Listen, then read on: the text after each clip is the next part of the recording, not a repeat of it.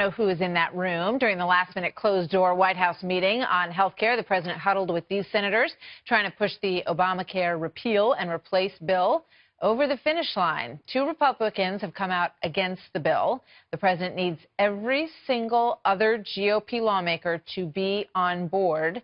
And there's some discussion and concern about Ron Johnson this evening. So earlier today, the president said he remains optimistic that this can happen. The Republican senators are great people, but they have a lot of different states. Some states need this, some states need that, but we're getting it together, and it's going to happen. Anthony Scaramucci, former member of the president's transition team and senior vice president of the Export-Import Bank now, and Michael Starr Hopkins is a Democratic strategist. Good to have you both here with us tonight. So, Anthony, you're sort of chuckling as you watch that. I love the guy. I mean, the hands moving, he's going to get it together. I mean, you know, that's him. That's why it's going to get done. You see the way he talks and the way he thinks.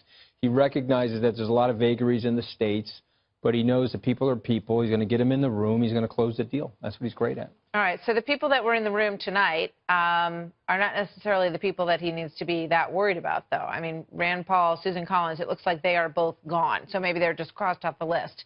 Lamar Alexander, Roy Blunt, John Cornyn was in that room. Steve Daines, you've got John Thune, Richard Shelby, Jim Lankford. I mean, is he reaching out to these people to get them to corral the rest of the troops? I think that that's the strategy. I mean, if you look at those guys, they're obviously the leaders in the Senate.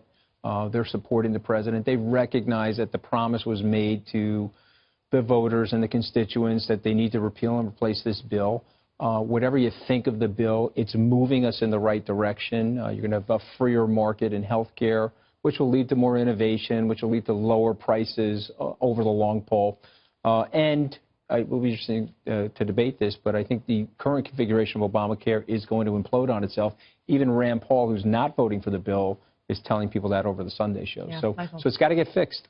You know, I think that Obamacare definitely has some things that need to be fixed about it. I think Democrats would be open to it. I think the idea that any bill right now is going to make its way through the Senate and then through the House seems kind of foolish at this point, because Republicans are seeing the same kind of problems that Democrats had to deal with when we put together a bill, that there's a lot of groups that you have to bring together, and trying to bring together the liberal wings of your party and the conservative wings of your party is always problematic. So nothing can ever get done? I don't know if nothing can ever get done, but I believe that there are ways that we can fix this bill. I think if we talk about doing reinsurance programs like Maine and Alaska have done, I think if we talk about, you know, offering carrots to insurers to bring them back into state markets, that's certainly something that can work. And I think that there's plans that Republicans have issued. I think there are plans that Democrats have issued. It's interesting because you look at this whole thing, and basically we have Obamacare. We have an entitlement agency that is part of the federal government that ensures that one way or another, Anthony, everybody is going to get some money towards their health insurance, whether it comes through a tax credit.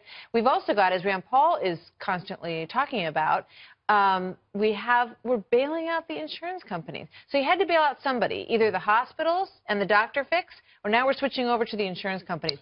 So, you know, that ship has sailed, it appears. Well, first of all, I want to agree with Michael on a couple of things. It's very hard to put these things together. It took 22 months to get the Obamacare legislation put together. We're in the 6th month of the Trump presidency. So if he gets it done, and I predict that he will, it'll be historic in terms of what he's capable of doing. Your point about the insurance companies or the hospitals, I've said this on your show, I'll maintain this. Until we disrupt that duopoly between the patient care, the hospital and the doctor, and the insurance company, and disrupt it the way we disrupt That's not happening, though, in this bill. It isn't, but at least it's a step forward towards a freer market. Now, remember, we deregulated airlines and telecommunications 30 years ago now. You had S-curve transformation of lower prices and better efficiency in those markets. That has to happen here. The president knows that. We have to move towards a freer market standard, and this is a step in that direction. All right. The president today at the White House talking about Made in America, pushing for more things to be made in America. I remember when I was a kid, and I think he was referring to this as sort of Made in the USA. There's like a little jingle that went along with it. Absolutely. So, you know, can he achieve that? And every week there's another label for the week, right? We had Economy Week, Infrastructure Week, you know, I don't know, Agriculture Week. All these new bumper but they do weeks. seem to get lost in the shuffle of everything else that's going on out there. How's he doing at pulling the focus back to his agenda? I think he's failed in the last couple of weeks of being able to bring things back and focus. And I will say that I hope that we do get to a point where we make things in America, because that's what we need to do. We need to bring manufacturing back. I think that's not a Democrat or Republican thing. I think that's just an American thing. But when you talk about the president and messaging, he keeps distracting every morning when he gets on Twitter and starts talking about Russia and starts talking about, you know, the mainstream media and attacking those.